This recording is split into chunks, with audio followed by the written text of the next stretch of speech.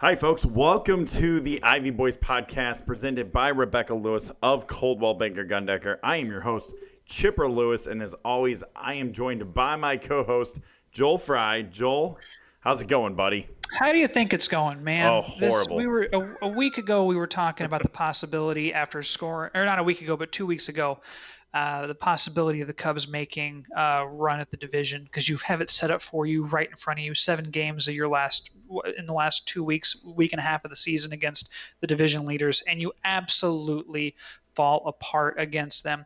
And the way it happened was so crushing because you're talking about 4 consecutive 1-run losses at home where you've been fantastic all year, and you have it. What hurts most, I think, is how much hope you had going into the series Yeah, because of how you'd played the weekend before, where you had scored your most runs since 1900 in a 3-game series against a bad Pirates team, bad. and everything was there for you. Everything was set up nicely, and you couldn't bring it home. It's rough, man. We are officially a week ago from the Cubs. It was a week ago from the last Cubs win. Right. I was there. It was Cubs social media night. It was an amazing night. It was a great night all around. The event was great. The game was good. And then, yeah, like you said, you felt good. You felt good about this team. You felt like this is it. And just like every other time, with the exception of that one run in May, it didn't happen. Right. They just went stone cold. And they're done. They're done with the division, and they're 4 games back in the wild card. I know they're not mathematically eliminated in the wild card, but you and I both know Milwaukee's not going to lose, and the Nationals are just they're a couple games ahead. They're even more than 4 games, so I don't see a scenario where this happens. I have decided I'm never going to pay attention to the playoff probability Oh gosh, ratings again because the last 2 seasons the Cubs have had like a 99% chance of winning the division in like at the All-Star break each yeah, of the last 2 seasons. They're 96% or whatever, and it has fallen apart both times. And obviously that has nothing to do with the math of it. It's just these players, the guys who are out there, are not getting it done, and it's so difficult because you look at individual guys and you see promise and you see production. And that was one of the things that Theo talked about after the end of last season was having production match your potential. And there have been a couple of guys on this team who you look at their potential coming into the season and they actually met it or came closer to meeting it. And we're sounding like the season is totally over and every stat is in the books and everything, but that's not the case. The Cubs still have a week left, and they have a 2% chance of making the playoffs yet in the wild card. So that assumes a lot, and it also assumes that the Brewers will lose again someday, and they don't seem to when's be that? interested in doing that, and that's the biggest problem right now. Exactly. And the thing that's frustrating, and we're allowed to be frustrated with this team. Well, that does not take away our fandom. I'm not here trying to tell people how to be a fan, and I don't expect people to tell me how to be a fan. We're frustrated. We're extremely frustrated. And one thing that really, really bothers me is that since their last win, which was a week ago Monday, a week ago today, they lost Tuesday by 2 runs. And then Wednesday, Thursday, Friday, Saturday, and Sunday, all by 1 run.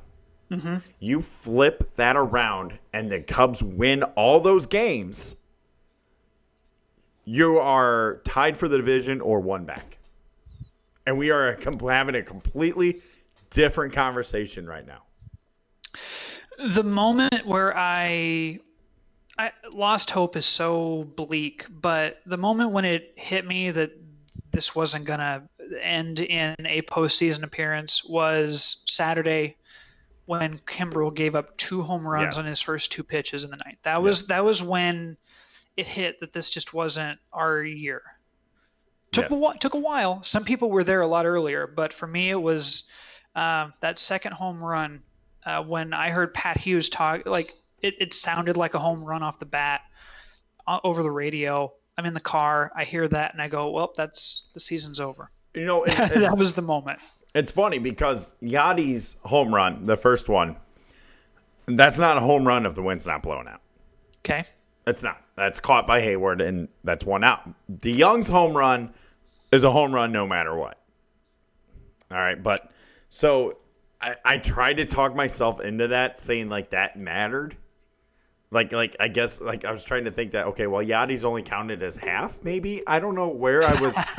Like I was trying to rationalize it, and I'm sitting at my in-laws, and we're watching the end of it, and my in-laws are huge Cardinal fans, so I'm dealing with that situation. Sure. And I'm sitting here and I'm trying to focus not on what's happening with the Cubs game because I kind of was just done, like you said. I was focusing more on the Notre Dame-Georgia game because I'm a big Irish fan. It was an awesome game, by the way. That was Notre an awesome Dame game. really showed up. And see, that's what's so good when good teams play each other in this season. You get games like that. So I was trying to focus on that and trying not to think about what actually just happened, how the Cubs season pretty much ended with those two home runs. Mm-hmm. It was annoying. It was, yeah, super annoying. Luckily, the Cubs had prepared us for it, so it wasn't as devastating as it could have been, but it was still very frustrating. My buddies who are Cardinal fans, they're like, well, the Cubs are taking the lead. Oh, I guess the Cubs are probably going to win this one. I'm like, you haven't been watching all year. Every time the Cubs took the lead, I fully expected them to blow it. Yep. This weekend. I really did. And I hate to say it, with the exception of Thursday. Thursday was the only day I actually felt like if they got a lead, they would hold on to it. And I still felt like that, even though they came back in the ninth inning, which was awesome. This weekend, these games summed up the Chicago Cubs 2019 series in a nutshell. You got down early, you came roaring back, and then you blew it at the end. Mm-hmm. An encapsulation of the entire season. Yeah, it was. See, I said nutshell, you said encapsulation, whatever. Both work. Big words, same thing. You know, I'm just a man of the common man here. I'm just... You and your relatability. Me and my relatability. But yeah, I don't know what else to say about it. I really don't. I mean, I don't know. I know where we're going with this podcast here, but from here on out, like you don't expect them to make the playoffs, right? No, I do not. No. And I see. Here's the thing. I made peace with it, but I was thinking about because when you. I remember Chuck Pagano, he's the Bears defensive coordinator, and he used to be the coach of the Indianapolis Colts. Correct. And his press conferences, when he realized or he had made peace with the fact that he was going to get fired, were really good because he was no longer worried about coaching for his job week to week. He could just be himself. And I want to try and embrace as best I can hoping the Cubs win today and not worrying about the big picture, you know. Okay. It's the way I used to watch Cubs games in August back back when I was a kid in like 2001 and 2002. Yes. Just accepting that, okay, let's see if the Cubs can win today. I'm not worried about the standings or anything else. It's just it'd be really fun if I could sit here with a hot dog and the final score is 5-3 or something. So that's the way I'm going to enjoy it for the rest of the time out. If a miracle happens, the problem is it is no longer in the Cubs' control. If they keep winning, they are not guaranteed. If they win out, they're not guaranteed to make the postseason. Right. And that's the thing. You can scoreboard watch all you want, but the Brewers are going to brewer. And I'm not even thinking about the Nationals. You just to play mediocre to bad baseball, and you're going to make it in, even if the Cubs win out from here on out. So you just enjoy the fact that the end of the season is coming. There are a couple of Cubs who are approaching some milestones. Nicholas Castellanos has 58 doubles. He might approach 60. Who knows?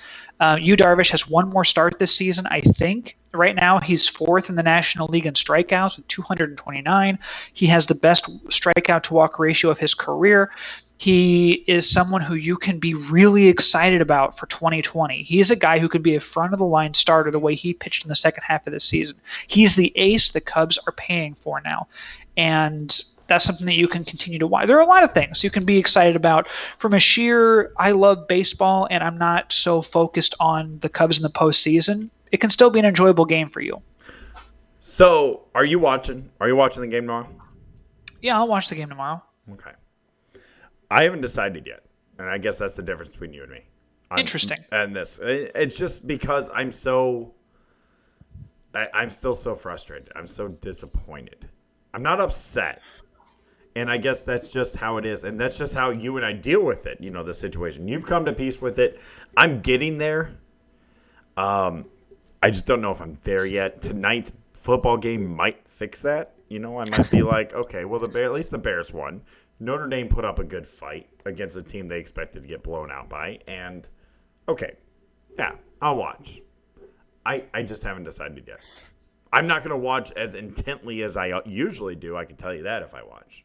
Mm-hmm. I'll probably be on my phone a little bit more or anything like that. By the way, Bob just commented, Bob Rufo of BobDoesWork.com. Can't decide if I'm watching. It's been like watching the same game for the past week. He's not wrong. He's not wrong. I mean, literally the same game. They lose by 1 run every game. Yes. That's been their last week. They've lost 6 in a row. Yes, that's exactly how it's happened. So Bob is apt in that way. I agree with him. So yeah, I mean he's kind of like me. He doesn't know if he's going to watch yet. I just don't know. I mean here's the thing with this team, and I've noticed this. I'm not having as much fun watching them as I used to. Even last year I was still having fun watching them. And the 2017 fun, of course 2016 and 15 were amazing. But it's more frustrating than fun now, and it's just I don't know. It's fun to watch Nick Castellanos. And Nico Horner. It's so much fun to watch them. What makes it fun for you? And what makes it not fun? Is it the expectation that makes it not fun? The way they're playing isn't the way they should be playing. Is that what makes it fun? So like if you're watching a baseball game in 2014 and the Cubs win 7-5, but it's their one win in 7 games. They lose 6 or 7 or something. Are you feeling okay about that because they're not supposed to be doing well? Is it more fun for you? I really think that your ability to enjoy baseball is tied to your expectations of what you're going to see and and if you think it's going to be bad baseball, then you're delighted if it's an exciting game at the very end. Like I would have had fun watching that game, the 9-8 loss of the Cubs on Saturday. I would have had more fun watching that game if it was 2012 and that was happening. And the Cubs lost 101 games that year. Yes. So at least you put up a fight. Would have been the mindset. That's right. But this time you put up a fight and a moral victory turns into another crushing defeat by your rival. So that's where I understand that. I totally get where you're coming from with and you're with right. The expectations. You're 100% right. It is expectations. I expected full-heartedly. I mean, there's no secret. There is literally YouTube videos me saying this. Mm-hmm. I expected them to win the division. Not only win the division, I expected them to at least almost run away with it. At least 4 games. Yeah, I forget what we bet on that. You have to send me a beer. We'll just say. You gotta. Was it a beer? Oh, I get to pick the beer you drink. I think it'd be mean to just make you drink a Busch Light. No, I like Busch Light. So yes, please. I mean, I hate Busch Light. Don't pick that. Dude, we've been drinking a lot of Busch Light up here in Iowa since that one guy. That was awesome. Donating a ton of money to the Children's Hospital. That's awesome. I'd love to see what Busch Light sales have been like in the last week and a half because I have a feeling they've been good. Busch Light, there's a petition going around that Busch Light needs to put this guy's face on the cans for one time. And I can make it an Iowa thing, I guess, but put his face on the cans. I'd buy those. That would be amazing. I have a collectible beer collection at home. Like the Super Bowl 50 had a commemorative Bud Light, and there are a few others that I have, like Christmas and things. But yeah, I like to hold on to limited time beers. It'd be a good thing. Okay, so my wife Christy is watching right now, and hi, Christy. She has commented on what kind of beer you should make me drink. Ooh, okay. She said an IPA. Ooh, okay. So are you that mean though?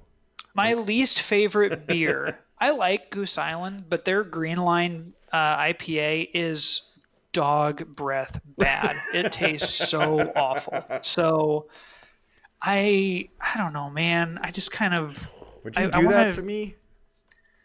I don't think I'd do that to you. Honestly, I'd probably just have you chug a Budweiser and call it good. I thought you'd go Bud Just Light. I thought you would go no, like one of just those a, weird just Bud Light lemonade tea orange peel thing. I don't know. maybe I should do that. I should get you a Bud Light Orange. That's not a bad idea.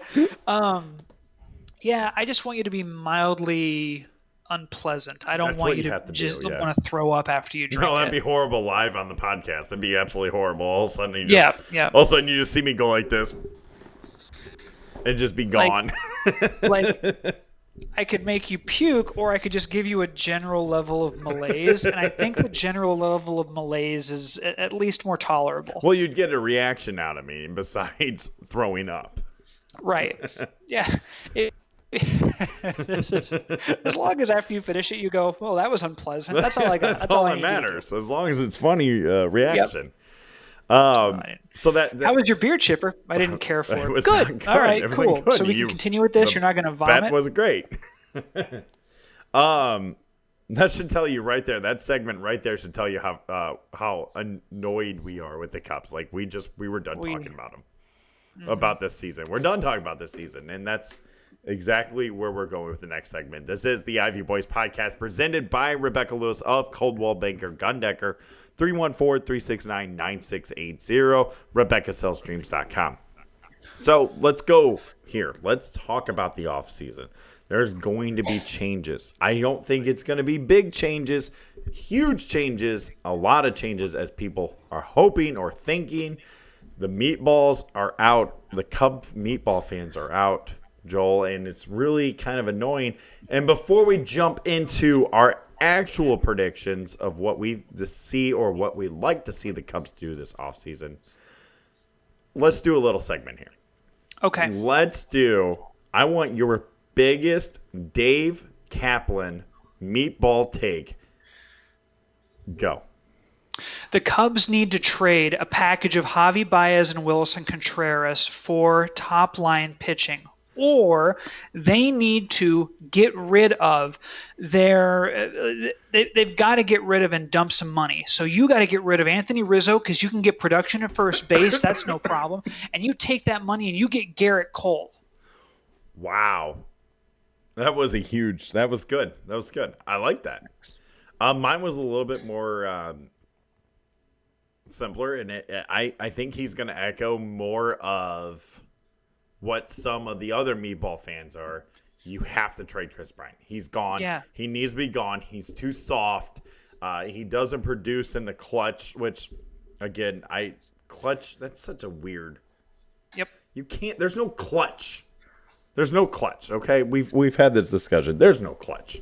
No, however, it does seem strange. I'm going to say one thing, and I don't agree with anybody who says you should trade Chris Bryant. Now, I have been consistent on saying you should not extend him.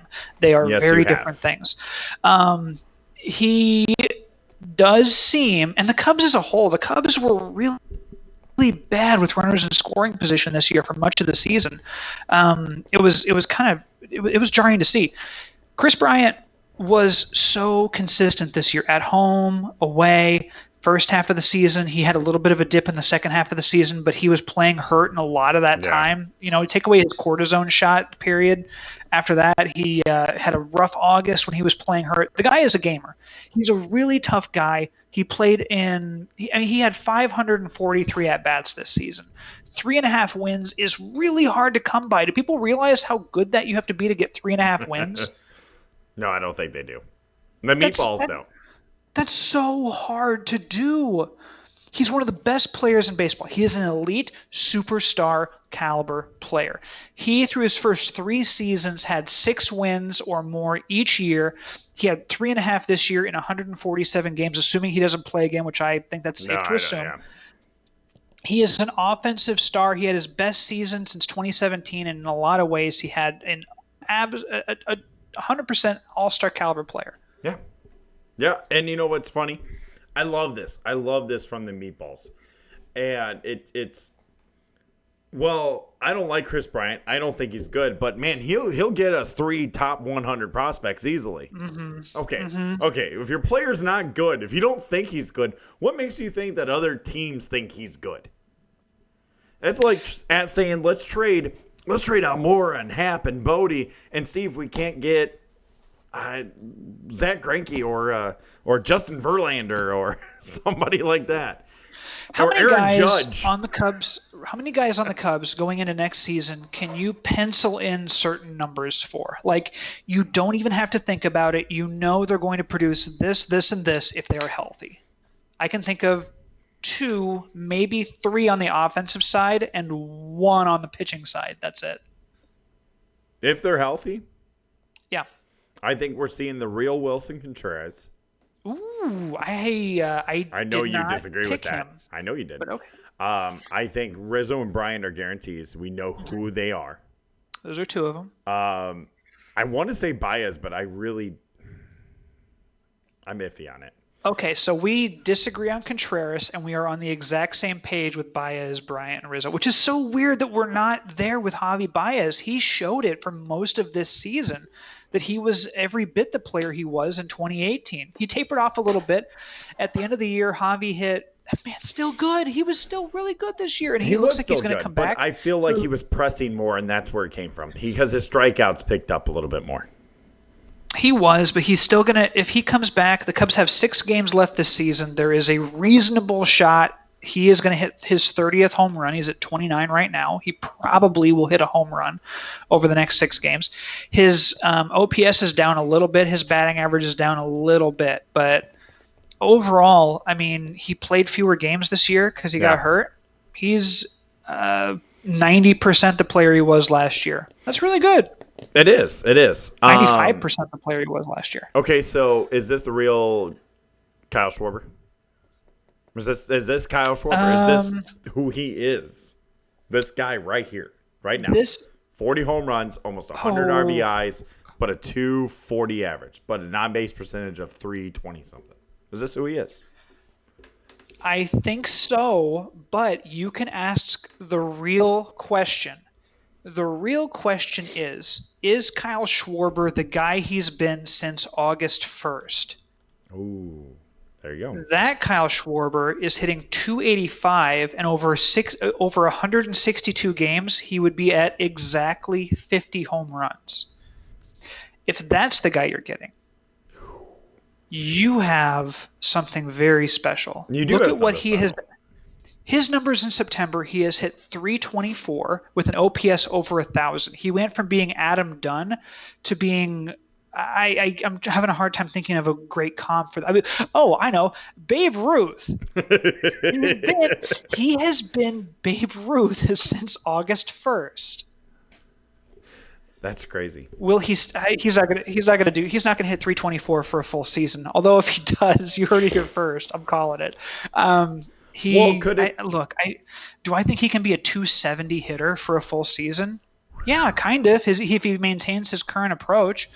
His opposite field hitting has been really good this year. He has almost 30 hits to the opposite field in 2019, which is extraordinary for a guy with his pull consciousness over the 2017 and 2018.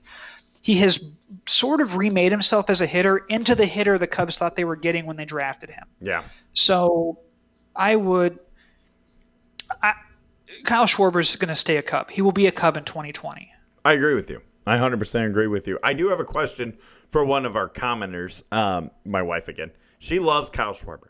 She absolutely loves him. Hi, Christy. Yes. I'm with her. Yes, I do too. I got his jersey. I have his World Series, the gold letter jersey from 2017. So, Christy, my question is, and you can comment in the YouTube page again, who do you love more? Who's your favorite Cub, Kyle Schwarber or Chris Bryant? So, we'll see here. I'll wait for her answer, but I agree with you. If Kyle Schwarber, oh man, I mean 40 right now, 236, 40, almost 40 home runs, almost 100 RBIs. That right there has me guaranteed that I want him in left field next year. If he's better than that, that's just absolutely amazing. Well, he's hitting 244. 244. There you go. He's improved. since the last time I checked. But Yeah. it's just, I don't know. He's turned the corner. And he's figured it out. And I'm really anxious. And unfortunately, it's right at the end of the year. And Javi gets hurt. And Chris is hurt. Do you feel like Schwartz realized that and stepped up his game? No, I don't. I think that his approach paid huge dividends, and it was just a matter of time before this happened. His power is about the same that it was back in June. He just had a couple of really strikeout happy months there in July and August, or sorry, July. But his opposite field approach and his consistent approach and his good mechanics are what has brought this on. Okay. Him working hard. I don't know if there's a guy, and that's not fair to everybody else. I was going to say I don't know if there's a guy who's worked harder on his game, but you look at what Javi Baez has done with his game. It's extraordinary. Laying off the low and away slider. I remember when the Cubs were in the postseason in 2017 and 2016 as well. John Smoltz would say, I don't know why you throw the guy a strike. He will strike out. He will swing at 3 bad pitches. If you throw him 5 bad pitches, you'll get out of the at bat. He isn't that way anymore unless he starts pressing. Bad Javi comes out every once in a while, but the good Javi is so good that you put up with it. Yeah, I mean, the Cubs, realistically, and if this is the real Kyle Schwarber, the Cubs have 4 MVP caliber players in that lineup. They have, yes. Maybe 5 if this is the real Wilson Contreras, because getting that kind of production out of a catcher sometimes turns you into an MVP. Look at Buster Posey. That's true. By the way, Christy's answer, her new favorite Cub is Kyle Schwarber. Ooh. I didn't see that coming. I did not see that coming. That's bold. I was going to say Steve Cishek. She was a huge fan of Carl Edwards Jr. because she just liked that, the way, string bean stuff like that. But he's a Padre now. I liked him too. I did too, and I wish him luck in San Diego. Hold on. Let's see here. I have not looked up Carl Edwards Jr.'s numbers here as a Padre. He has been bad. Not good. Not good. Carl Edwards Jr. Did you see them just now? I have a general idea of what he has thrown an inning and 2/3. Oh no, you don't. If I asked you what his ERA is as a Padre, what would you say? Okay, just reaction. I'm going the Greg Holland effect, where they just had the infinity sign. Okay, so luckily it is not that. However, it would probably be less sad because his ERA as a Padre in 1 2/3 innings is 32.4. That's his earned run average. Oh my gosh. His walks per 9 innings, 21.6.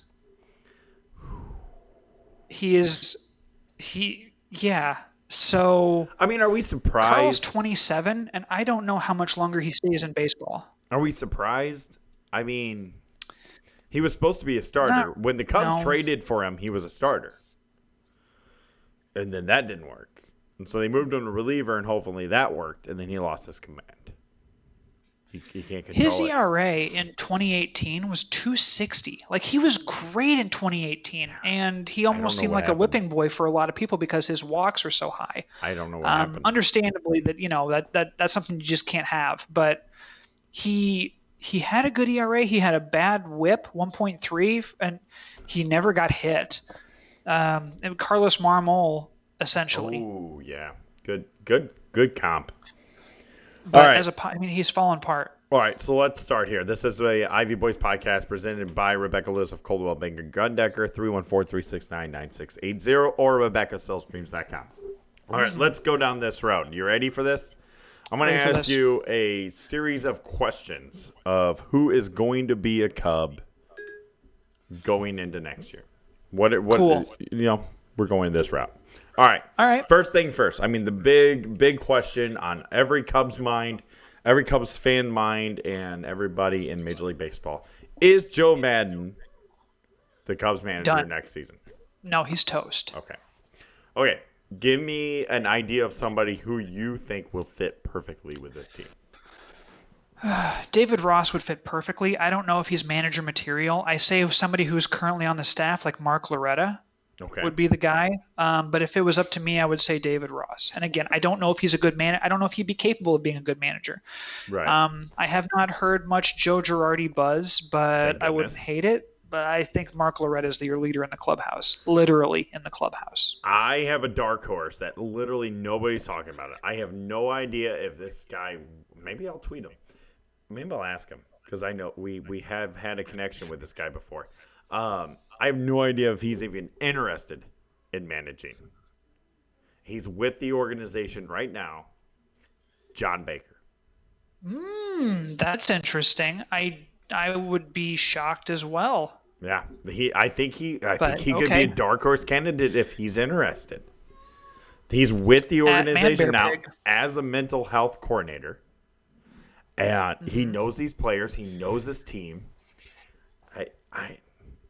I think it could work. I wouldn't hate it. So that's kind of where we are. I'm with you also on the Mark Loretta train there.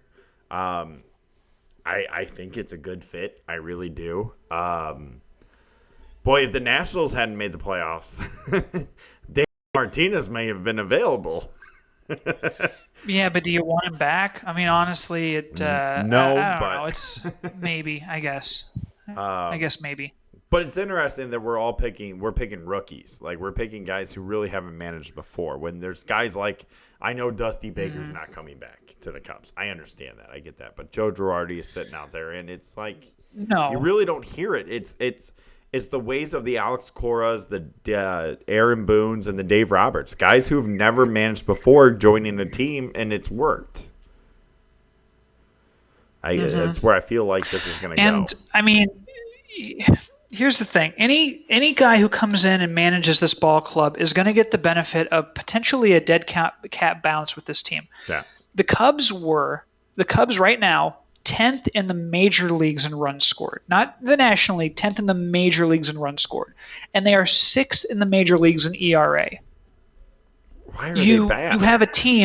You have a top 10 baseball team, front to back, offense and defense. Oh, defense isn't very good. They had the most errors in baseball. So that's part of the problem right there. Right. But you talk about a team that just does not give up earned runs. You're going to benefit from that. You're going to benefit from just the fact that they are a good baseball team, are going to win and are going to win more games than they should have this year. Look at the run differential. The Cubs should, I think, be at like 86, 87 wins. They're playing 4 or 5 games worse than they should be based on run differential. And that is going to be one of those things that people look at when Joe Madden gets canned. Well, sorry, no. He will not get fired. They just won't re-sign him. Correct. They won't extend him. They will let his contract run out, and that's the way you pay respect to a man who won you a World Series. Yes. Is Joe Madden destined for San Diego, by the way? Philadelphia is one I've heard. Okay. That might be a team that's ready-made to win right now. I just feel... And they've underperformed. Yeah, that's true. So I didn't think about Philly. I would put Philadelphia more likely than San Diego. Okay. All right. That's interesting. I definitely maybe... yeah. But I'm with you. Madden's time is done. And it's a sad moment, right? Because he is the guy that got the Cubs the World Series, that brought us the thing that we've been looking for our whole life as Cub fans, waiting for, and he was the guy that did it. And it's a shame. By the way, Bob wants Girardi. Okay, and you know what? I don't think Girardi is a bad choice. I just don't know. I mean, this team kind of has a culture sort of thing, and I don't even know if that culture is a good one. Here's the thing with Girardi. You have a third-place culture right now for the team. Here's the thing with Girardi.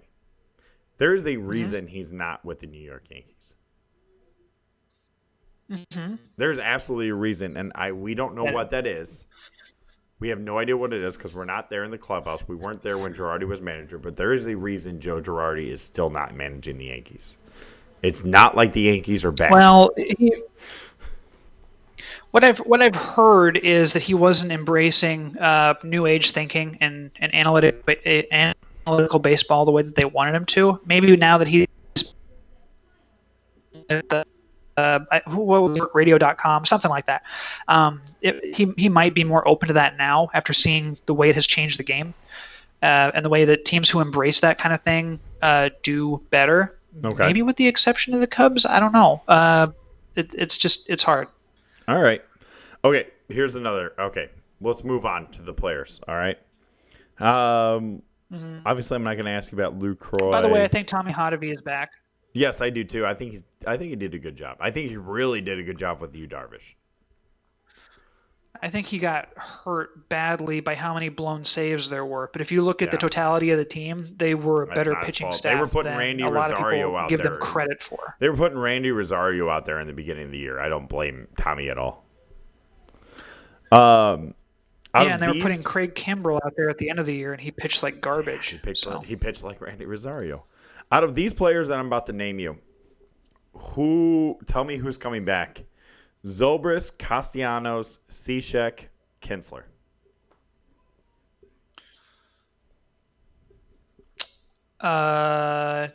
Possibly none of the above. I would say, honestly, based on contract and a performance with the team, Kinsler. That's the one guy. That's the one guy I actually want back.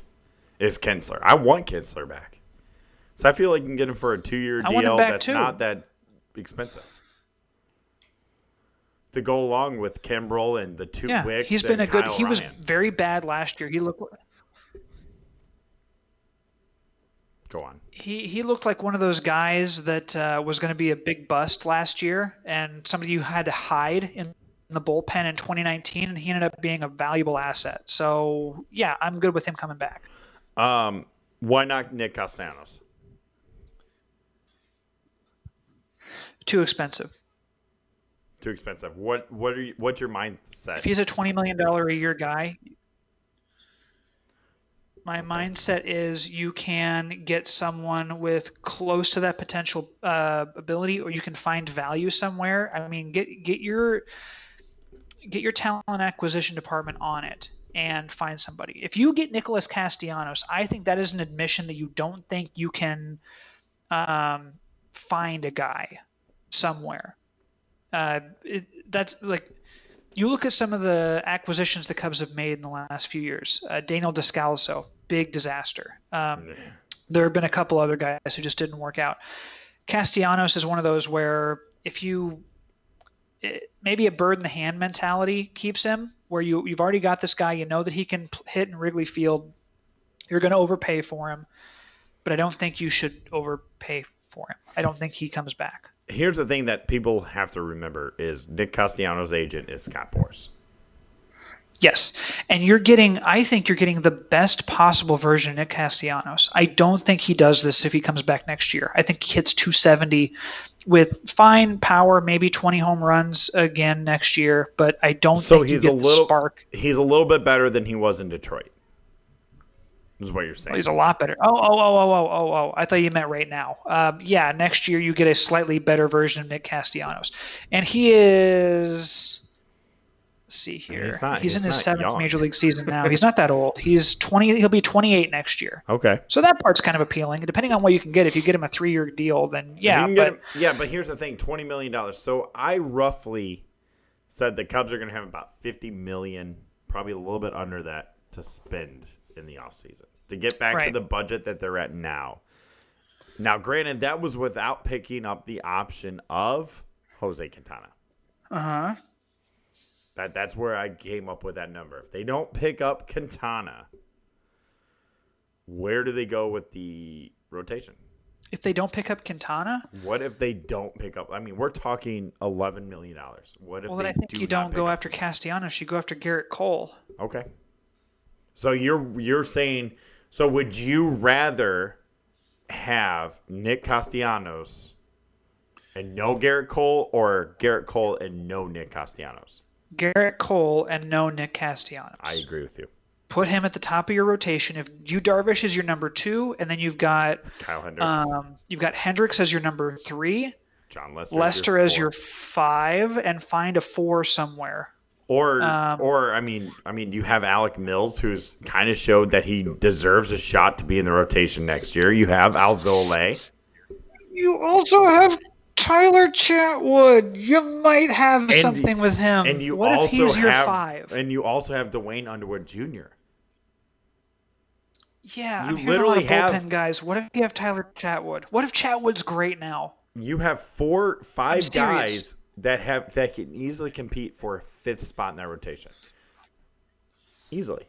Can we get, like, at some point over the off season before next year, we're gonna have to sit down and decide. Like, Tyler Chatwood was a net positive this year. Absolutely. That's a big deal. That's a big deal. Because you got him for one more year. Whatever he does next season, if he is a long guy, he started 5 games this year. He wasn't great as a starter. Actually, no, he had a couple of good He had a performances. couple of good games. He did. He had a couple of times where he was knocked around a little bit. But if you can get him out there and have him be a positive, you know what he can do with you. I mean, Alec Mills is fine. I'm okay with Alec Mills. Got to get Dylan Maples up here Okay. and consistent. That's This one is thing. his That's this is his Tommy shot Hottovy. next year. If he comes back next year, next year has got to be the year of Dylan Maples. Yes. I agree with you. I agree, but I feel like His stuff is too good.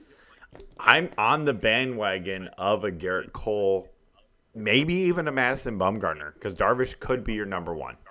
And then you could put Bumgarner in there with Darvish, Hendricks.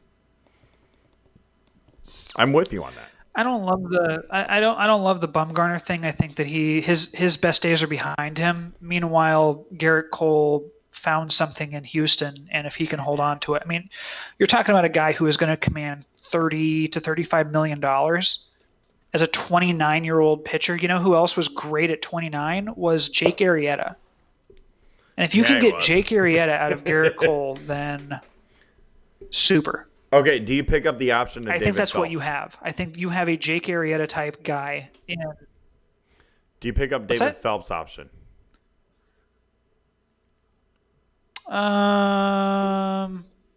Yes. You do. Okay. Yeah. And that's it. I mean, you're not going to pick up Morrows. You're not going to pick up Graveman. Yeah. Yeah. And then, of course, you're going to pick up Rizzo's. I mean, that's going to be the first thing they do is pick up Rizzo's option, by the way. That's going to be the very first move of the offseason. Before they even decide on the manager, they're going to pick up Rizzo's option. Well, you got to make sure you have a leadoff man. Exactly. The greatest leadoff hitter in the world. Okay, so you're comfortable with a rotate. Oh, man, yeah. So what if Zobrist wants to play next year? What if he wants to play? Can you bring him back if he wants to on a 1-year deal? If you're not going to re-sign Castellanos, you can play Zobrist in right field because Nico's going to be the starting second baseman. Nico deserves it. I mean, he's shown that he can hit here. I think he needs a little more work.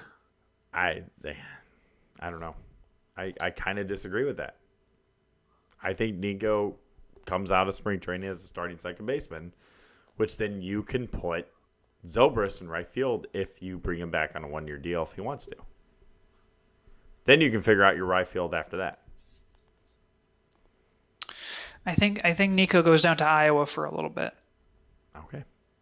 All right. That's obviously the Cubs are not going to do any. Addison Russell's not going to be on this team next year.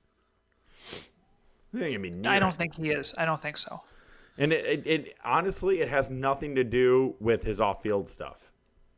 Show me what he's done on the field. No, you're right. If he had if he performed the way he did in 2016, and if he had been healthy, then I think you bring him back. Yeah, but he's just not good. What about Albert Almora Jr.? Where are you on him? I would like to see him gone. Okay. He's one of those guys I was wondering if you were going to ask me because I was going to say gone. I mean, at the end of this season he was more of a defensive glove, but he's not even that. He's not even that. He's not even performing well in the field. It's a shame because he's a great guy, and I'm sure he's a great guy if you met, in person and stuff like that. And clearly he has, he is one of the good guys in baseball. And it's a shame, but he needs to change the scenery. What about Ian Happ?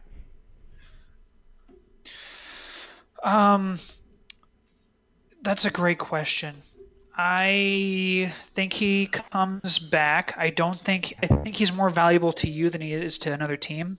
Okay. He hasn't shown you much. In fact, he's gotten worse every year. Here we go. Let's say your scenario happens. The Cubs land Garrett Cole, do not resign Castellanos. Is Ian Happ your starting center fielder at opening day?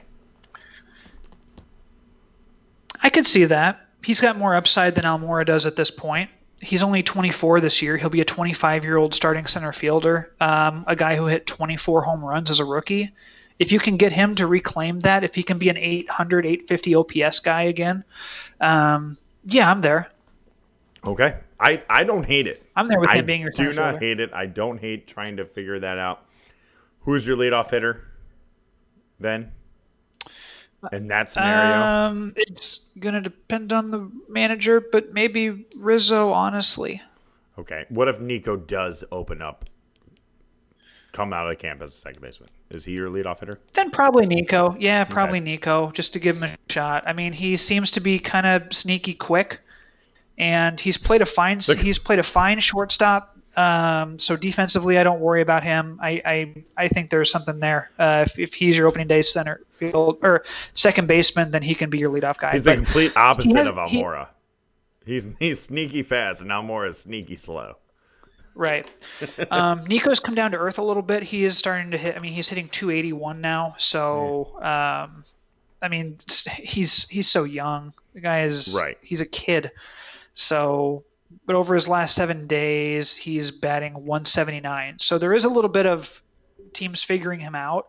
And I think because of that, he is going to end up going back to he's going to be in Iowa to start next year. So I'm going to go pay $8 to see Nico Hoerner. That's amazing. That would be amazing. Yeah. Okay. So there you are. There is our predictions for next year. There's our frustrations with the current team where we're at. This is the Ivy Boys podcast presented by the MVP Realtor of the St. Louis area. Rebecca Lewis with Coldwell Banker Gundecker can answer all your questions related to selling your home fast. Her detailed marketing plan will outline her impressive online presence and a recommended professionals list that includes contractors, painters, home cleaning, and home staging service that will keep your home at the top of any buyer's must-have list. Rebecca knows this area and can expertly consult you on your area's property values, information about housing trends, and how Coldwell Banker Gundecker will get your home sold fast. So call Rebecca Lewis at 314-369-9680 to get your home on the market now. All right, Joel. I'm done talking about the Cubs. Let's end this. Okay. Talking about the Bears really quick. Final score tonight. Go. 17-13 Bears. 17-13 Bears. Hey, it's a Bears win. I'll take it. I'm going to go 74-2 Bears. No, I'm just kidding. I'm going to go a little bit higher. I do think Washington scores 13 points. I'm going to give the Bears a little bit more credit. I think we have a breakout game by the one and only Tariq Cohen. I'm going 24-13. 24-13. 24-13. All right. Sounds good. Because it's time. It's time, right? Also, before we finish, guess who's going to be back managing a Major League Baseball team next year? Guess who's back? I don't know who.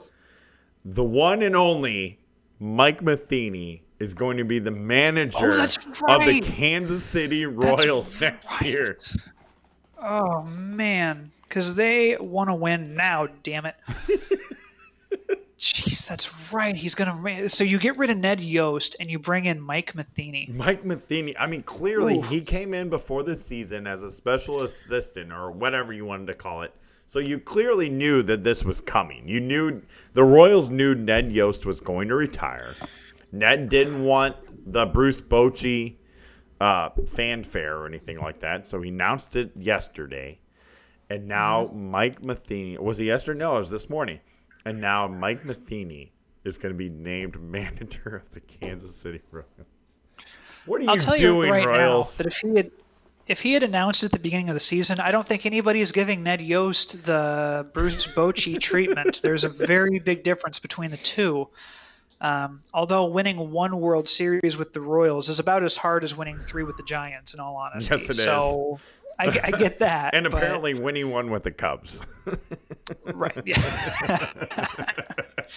So that would have been nice, man. I would have, if Madden had decided he was going to retire after this season, I would have liked that. But then again, you're trying to win a World Series this year. So, right. I mean, don't let that distract you what you're trying to do. But exactly. I mean, Joe deserves better than what he's getting. Although, I mean, man, the Cubs had 5 straight winning seasons under Madden, if he is indeed gone, which I think he is.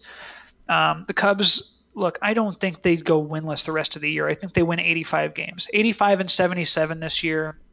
Take it, still one of the 10 best years winning percentage-wise of my entire life as a fan since 1997. So you have a couple of guys you feel really good about going into 2020. And again, I will reiterate this because I said it last show, and I believe it very strongly. We're going to feel bad about this year. We're going to be upset. It's going to be a difficult one for us to stomach as fans. However, the Cubs will break camp in 2020 as one of the 10 or fewer teams that are predicted to win the World Series in 2020. Okay. I'm going to take that as your final thought, by the way. That's a good final thought. Okay. That's a good final thought. Yeah, they're going to be one of the teams. They're going to be one of the teams that are favored to win the World Series. One of the 10 or fewer teams. Their Vegas good. odds will be. No, I don't want to go with Vegas odds because that's skewed. I think the probability that they win the World Series is going to be one of the 10 highest in all of baseball in 2020, and we're going to feel good about that. And as fans, we're going to expect a World Series win next year. Yeah. Okay. All right. That's good. That's good. I guess kind of my final thought is it's simple this, and I do want your opinion on it. The Boston Red Sox missed the playoffs this year. They're not going back. Mm-hmm. 1 year removed from World Series. They fired Dave Dombrowski. Does this Cubs team remind you of that Red Sox team, the Josh Beckett and the John Lester and all them, when they completely laid an egg, the chicken and beer during the game, the players eating chicken and beer, playing video games during the game, kind of Red Sox. They fired Francona, brought in John Farrell, and they won a World Series in the next 2 years. Does that kind of feel like what's happening? Do you feel like, again, that was under Theo. Mm-hmm. Does that feel like kind of what's kind of going on? I mean, I can see how we will be making those comparisons this time next year if the Cubs are at 98 and 58 at this point. You know, okay. I mean, I understand where you're coming from there. I don't think it's exactly the same because it felt like that was a toxic clubhouse, and this is not a toxic clubhouse that the Cubs have. It is just one that hasn't lived up to expectations. Is this just a manager's... And personally, they've lived up to a lot of expectations. Is this just a manager's voice they're just kind of just tuning them out? Is that what this is? Is this... I don't think a manager has that big of... The manager's job is to prepare you for the game. I think the Cubs came in prepared. I like their approach, the hitting to opposite field, things like that. Stuff that Joe preaches consistently. So I don't think he's the problem. It's hard to say what is the problem because you look at the bullpen ERA and it was really good in the second half of the season. However, it was trash over the last few games. You're an 82 and 74 ball club. You're a winning team, which is hard. You have a ton of talent, and a lot of that talent is performing and producing, just not at the right times. And the staff ERA is 4.03. They should be able to win you some ball. You should be able to win more ball games than what the Cubs have won so far this year. You should be closer to having record that the Cardinals have. Some in-game decisions. I first guessed a couple of decisions with Joe I didn't agree with, but overall, I think that too much is made of his bullpen decisions. Yes. You either leave a pitcher out there too long or you don't leave him out there long enough. Feels like that's kind of what happens with people saying this or that about Joe Maddon's decisions. So, half the people are going to say one thing, half are going to say another. By the way, but no one's going to agree with him. My favorite thing, playing off of that, my favorite thing what Joe Maddon did this weekend was letting Yu Darvish pitch literally the whole game until he gave up the home runs. Yes. I mean, the doubles. I like that too. I love that because he's like, you know what? You guys think that I can leave my pitch, don't take my pitchers out too long. You know what, Yu Darvish, you're pitching the whole game. And, I mean, Kimbrel bombed the day before. He did. What does Joe have to work with? Honestly, Absolutely let's be nothing. real for a second. And I know that we all year. are coming up on an hour, so I apologize for that because we try to keep it a little bit shorter. Yeah, but that didn't happen. Joe has to use his closer. They're Yes. paying him a ton of money. He Yes. has to use Craig Kimbrel. Yes. And if Kimbrel doesn't come through, that's not on Joe. Nope, that's not on Joe at all. This whole bullpen situation is not on Joe. In the beginning of the year, we said he was using Randy Rosario, was on the major league roster. The guy's not even, he signed with Houston or Texas or something like that after he was designated for assignment.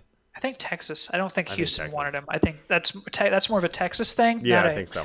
Not a Houston thing. Randy Rosario is not a Houston thing. And then you get Derek Holland as your trade deadline, one of your trade deadline relievers.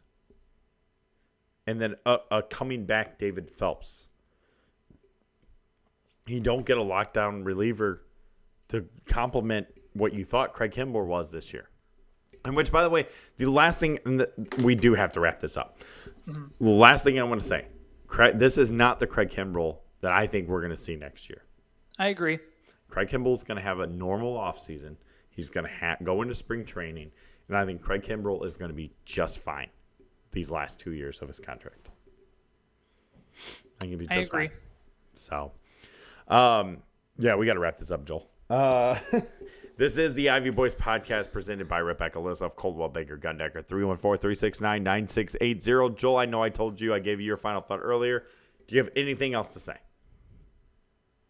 I'm good, man. Bears 17-13 tonight. Let's go. Mitch throws for 244 yards, which isn't a ton, but you know what? I think he has a good game manager night. Yes. This Bears team wins 24-13. My opinion, Mitch gets his first touchdown on offense. I think he gets it. I think he gets it tonight. I really do. Anyways, follow us on Twitter at the Ivy Boys. Follow me on Twitter at ChipperStrike3, just the number 3. I am the Cub fan in STL. Do you like that, by the way? I changed that last week. Yeah, I liked it, man. I think it's good. Yes. I like it. So if you are a Cub fan here in St. Louis, please follow me on Twitter, ChipperStrike3, just the number 3. Follow Joel on Twitter at Fry Sports Radio. Like us on Facebook. You know that spiel. Like and subscribe to this YouTube page, please. We need subscribers. We need viewers. I know there's a bunch of you that watch tonight. We appreciate every single one of you. We really, truly do. Because we're trying to build this up to be something bigger. And we think we're getting there. We really are. And it all is because of you guys. So please keep watching. Please tell your friends. Things like that. Like and subscribe to the YouTube page. That would be amazing. Head over to our website, theivyboys.com. Joel, you have a blog coming up soon, don't you? I have. Yes. Okay. Good. Would you like to know what it's about or no? Give us the short version. Short version is John Lester ain't getting better.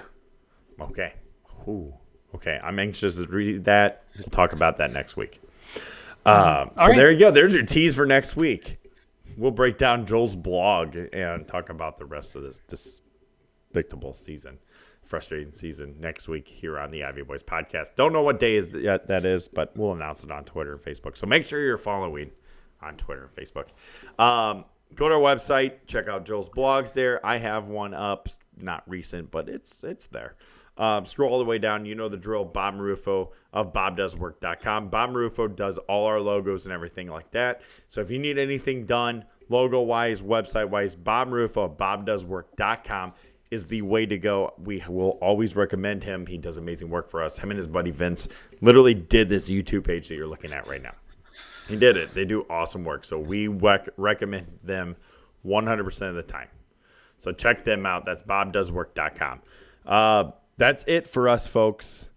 We appreciate the support. I'm not ready to sign off for whatever reason with the music, but we appreciate the support. I wasn't there yet. And we a little behind the scenes. Yeah. Okay. We're good now.